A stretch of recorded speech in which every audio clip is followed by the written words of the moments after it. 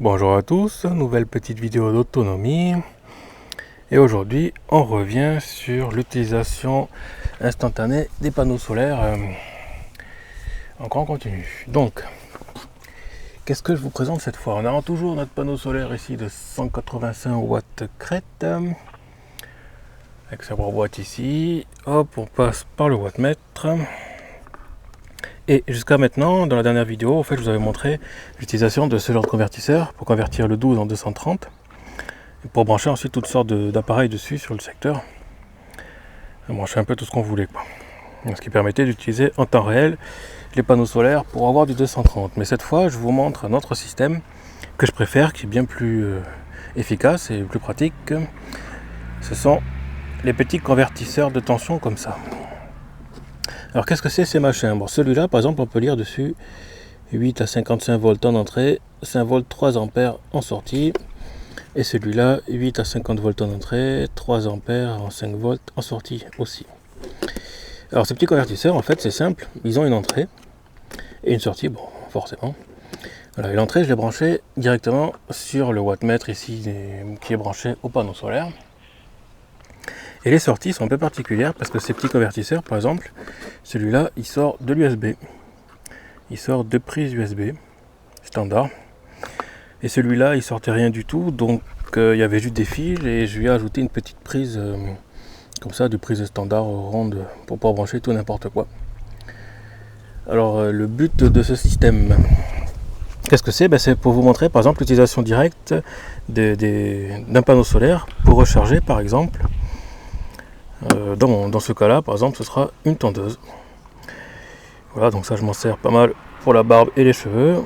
Et on peut voir que le petit voyant ici est allumé parce que c'est chargé en instantané par le panneau solaire. Voilà, donc si on l'allume, alors je vais vous montrer en branchant et débranchant le fil pour vous montrer qu'il y a bien du courant en plus. Là j'ai débranché, ça tourne à une certaine vitesse. Dès que je branche,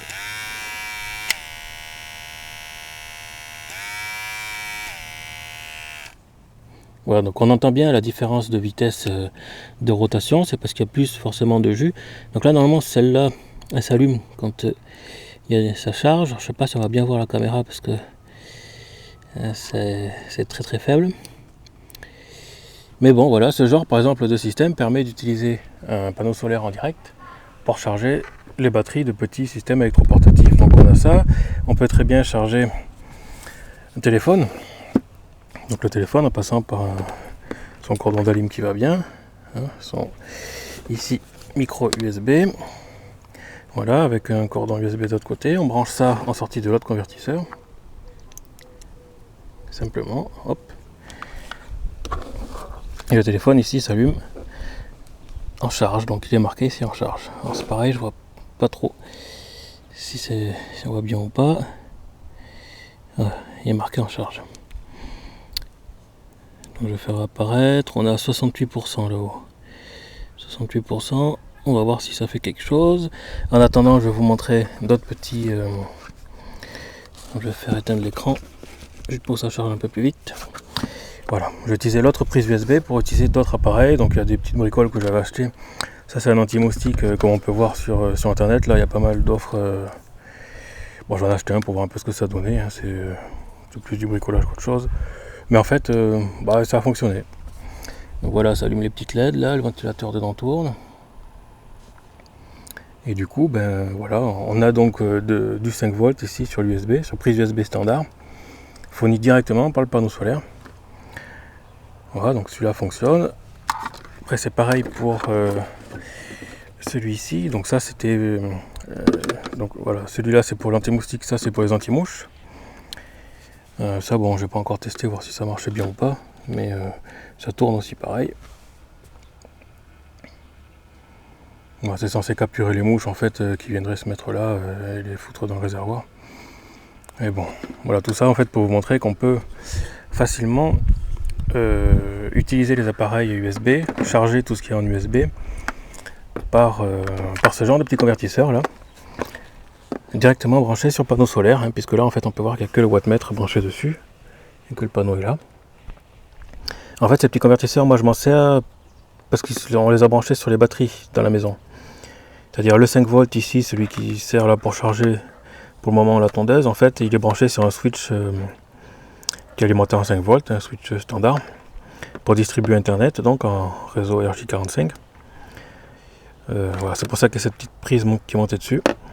Et puis là, ça, on en a installé plusieurs dans la chambre et on branche dessus nos téléphones, tablettes, la PSP, un peu tout ce qu'on veut. Et on charge nos appareils USB comme ça. Sauf qu'au lieu d'être branché directement sur les panneaux solaires comme là, là on peut voir qu'on est direct sur les panneaux, à la place on est branché, à travers un disjoncteur quand même, sur les batteries. Puisqu'on a en fait une large plage de tension d'entrée, de 8 à 50 volts pour celui-là, et de 8 à 55 volts pour celui-là. Ce qui fait qu'on peut très bien brancher sur une batterie 12 volts, sur une batterie 24 volts, sur du 48 volts ou sur des panneaux solaires. Alors le 48 volts, attention parce que celui-là, il risque de cramer parce que c'est 50 volts maximum. Et pendant les phases de charge, la tension va augmenter. Donc voilà, en 48 volts, je ne sais pas jusqu'à combien on monte, mais il suffit de multiplier par 2 celle de 28,8. Et du coup, ça risque quand même, ils risquent de pas trop apprécier, quoi, ils sont un peu limites. Par contre, rien n'empêche de passer par d'autres petits convertisseurs, comme j'ai déjà montré dans la vidéo précédente. Celle-là, par exemple, qui permet de convertir en 12 volts si on veut d'autres appareils en 12 volts, puisque là, c'est que pour du 5 volts, uniquement pour charger des appareils en 5 volts, comme j'ai montré. Mais on peut très bien passer en 12 volts aussi, ce sera juste après ça. Donc je regarde si le téléphone a augmenté ou pas. En si peu de temps, c'est pas sûr qu'il ait pris. Ouais, si, il a pris 1%. Hop, un petit pourcent. Il continue sa charge, mais il a pris un petit pourcent de charge, voilà. Donc ça, c'était juste pour vous montrer la partie en 5 volts. Et maintenant, on va passer la partie en 12 volts. Alors, une autre solution pour utiliser directement les panneaux solaires en très basse tension, c'est de passer par un petit convertisseur comme ça. Donc celui-là, par exemple, il fournit une sortie qui est réglable. Une tension, ici, on peut régler la tension et le courant max. Donc en entrée, on a 40 volts. En sortie, là, je l'ai réglé à 12 volts. Et dessus, j'ai foutu un système de prise allume-cigare. Et donc à partir de ces allumes-cigares, on peut utiliser, en fait, comme dans une voiture, des petits chargeurs comme ça USB. On met ça et puis on peut reprendre ensuite le matériel à charger, pareil comme tout à l'heure. Donc, hop. On met ça là. On peut charger du power bank aussi, pareil. Donc voilà.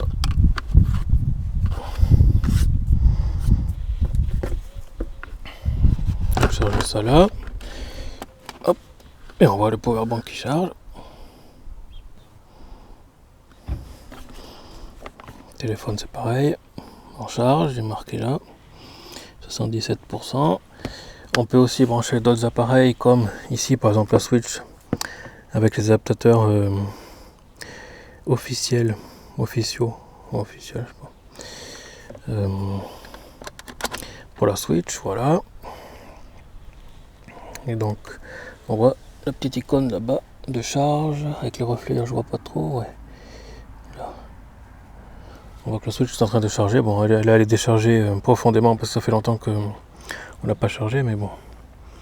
Voilà, c'est le principe. On voit qu'on peut utiliser encore du matériel USB comme ça pour charger tout. Et le tout en instantané par les panneaux solaires, comme j'ai déjà expliqué tout à l'heure. On a le panneau 185 watts crête, celui-là, hop, qui arrive ici, qui arrive à l'entrée du wattmètre, qui permet de voir en fait la consommation des appareils. Ça ressort ici, hop, ça passe par le convertisseur qui convertit le 40 volts. On voit ici qu'on a 40 volts fournis par le panneau. C'est converti en 12 volts ici. C'est distribué dans ce système de prise allume-cigare. Et ensuite avec des petits chargeurs spécifiques, là on peut charger USB à droite, à gauche, voilà. Donc on peut charger aussi bien les tablettes et puis d'autres petits appareils comme ça. Alors vu que ces appareils sont réglables ici, il y a aussi d'autres possibilités, c'est de régler par exemple la sortie à 19 volts. Alors ça dans la précédente vidéo en fait je vous montrais la prise de système secteur, donc ça c'est le chargeur du micro PC que je présentais dans l'autre vidéo, qui sort donc en prise standard ronde comme ça. Voilà, mais si on regarde bien en fait la tension d'alimentation de ce système c'est du 19 volts. Alors je sais pas si on va voir, la mise au point elle est un peu distance de mise au point est un peu courte, enfin longue du coup. Donc on a 19 volts et 2 ampères 37. Donc on pourrait très bien, à la place de ce genre d'alim, de passer par un onduleur en 220. Régler ici à 19 volts, bon débrancher cette partie là parce qu'elle parce que bon, ça c'est spécifique pour du 12 volts, hein, cet appareil là, mais on règle ici à 19 volts et à la place on peut très bien couper la prise ici par exemple, là couper le fil, le brancher là-bas, et on aurait donc dit 19 volts à la place de cette allime là, et directement en très basse tension en fait, avec un seul convertisseur de tension. Sinon il faut passer, comme j'ai montré dans l'autre vidéo, par un système en 220. Le problème des onduleurs en fait comme ça, c'est qu'il y a une certaine consommation à vide, c'est-à-dire le simple fait de l'allumer, même s'il n'y a rien de branché, il va consommer en permanence une certaine quantité d'énergie, donc ça peut être assez important en fonction de l'onduleur et de la qualité. C'est pour ça que moi je préfère passer directement, rester en très basse tension par des petits convertisseurs comme ça. Ça c'est typiquement ce qu'on utilise dans notre chambre pour alimenter les écrans, les PC et PC portables, tout ça en très basse tension directement, quoi. Voilà, sauf qu'à la place d'avoir les panneaux solaires ici, nous on a les batteries à 24 volts qui arrivent là. Et ça utilise le même principe, puisqu'en fait la tension d'entrée ici est assez élevée. On peut brancher un peu n'importe quoi, jusqu'à une limite de 50 volts je crois. Mais voilà, donc on peut brancher le panneau en direct ou les batteries en 24 volts. On a quand même en sortie toujours du 12 volts puisque j'ai réglé en 12 volts. Voilà. Et on voit bien que ça permet de charger les appareils. Hein. Voilà, pareil, le téléphone il continue de charger. Voilà, je suis à 79% là. Hop, il est en charge. Donc voilà, ça c'est la seconde possibilité. Pour rester en très basse tension, hein, je parle. Donc passer par un petit système en 12 volts comme ça et utiliser des sockets standards. Du coup, il n'y a que ça en fait vraiment à acheter en plus du panneau pour ça, quoi. La première possibilité étant ce que j'ai montré en début de vidéo, ces petits convertisseurs là qu'on peut mettre à la place de ça, du coup, qui sortent direct en USB hein, pour certains. Voilà, on a le choix en fait. Et ça, ce genre de matos là, tout ça là, ça se trouve sur eBay à quelques euros pièce. Puis ça fonctionne très bien, hein, puisque ça fait des années qu'on utilise ça. Ceux-là, ils n'ont pas cramé. D'ailleurs, ces deux-là sont utilisés en permanence, c'est un H24. Un pour le switch, comme j'avais déjà expliqué tout à l'heure. Le switch Ethernet, hein, pas la switch, mais le switch. Et l'autre pour charger le soir, la nuit, les téléphones, les tablettes, les conneries, la PSP et d'autres trucs comme ça, quoi. Des trucs qui sont à 5 volts, voilà. Donc voilà, tout ça avec un seul panneau solaire là qui est installé un peu à l'arrache et qui permet de charger un peu tous les appareils. Voilà pour cette petite vidéo. À plus.